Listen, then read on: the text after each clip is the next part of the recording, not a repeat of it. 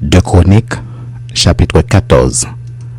Abijah se coucha avec ses pères, et on l'enterra dans la ville de David, et Asa son fils régna à sa place.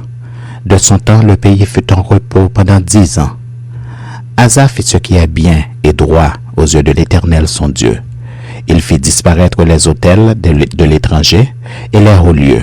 Il brisa les statues et abattit les idoles. Il ordonna à Juda de rechercher l'Éternel, le Dieu de ses pères, et de pratiquer la loi et les commandements. Il fit disparaître de toutes les villes de Juda les hauts lieux et les statues consacrées au soleil, et le royaume fut en repos devant lui. Il bâtit des villes fortes en Juda, car le pays fut tranquille, et il n'y eut pas de guerre contre lui pendant ces années-là, parce que l'Éternel lui donna du repos. Il dit à Juda, bâtissons ces villes et entourons-les de murs, de tours, de portes et de barres. Le pays est encore devant nous, car nous avons recherché l'Éternel notre Dieu. Nous l'avons recherché, et il nous a donné du repos de tous côtés. Ils bâtirent donc et réussirent.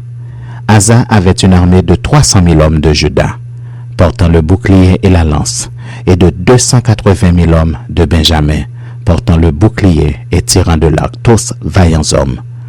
Zérak, l'Éthiopien, sortit contre eux avec une armée d'1 million d'hommes et 300 chars, et il s'avança jusqu'à Marécha. Asa marcha au-devant de lui, et ils se rangèrent en bataille dans la vallée de Tsephata, près de Marécha.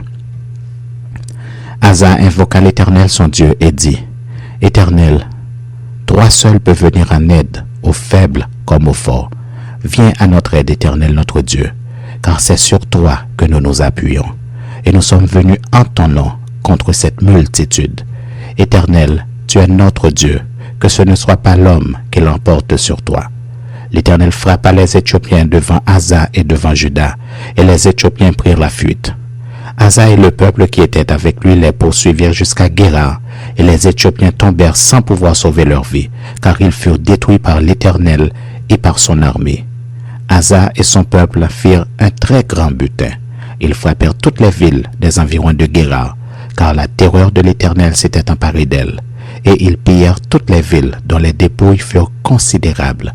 Ils frappèrent aussi les tentes des troupeaux, et ils emmenèrent une grande quantité de brebis et de chameaux, puis ils retournèrent à Jérusalem.